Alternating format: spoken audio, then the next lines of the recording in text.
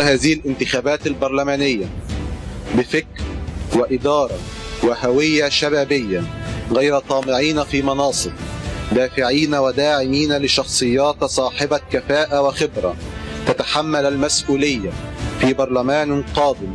يعول عليه الشعب المصري الكثير، فنتعلم منه ونصبح شباب مؤهل قادر على صنع الفارق عند التمكين في المستقبل. نجح شباب حزب مستقبل وطن في تنظيم أنفسهم ووضع خطة دقيقة لبناء كيان سياسي كبير نعمل من خلاله تحت راية الدستور والقانون.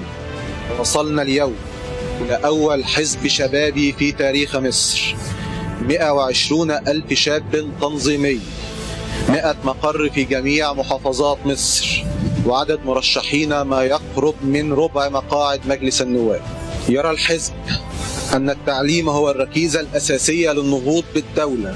ولا يتم ذلك إلا من خلال الاهتمام بالمعلم والعمل على وضع أساس لدولة العلم،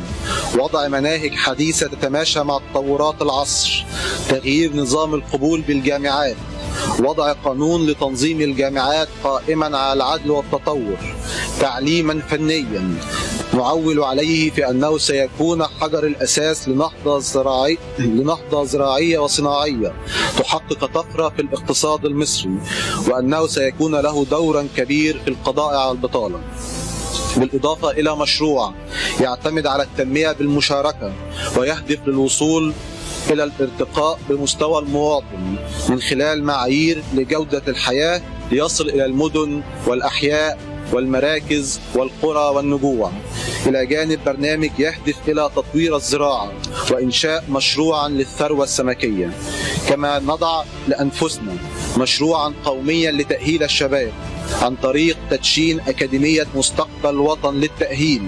تعد جيلا من الشباب الوطني المخلص المنتمي القادر على بناء وطنه، واعيا للظروف الصعبة التي يمر بها الوطن والمؤامرات الداخلية والخارجية، ونستغل طاقاتنا كشباب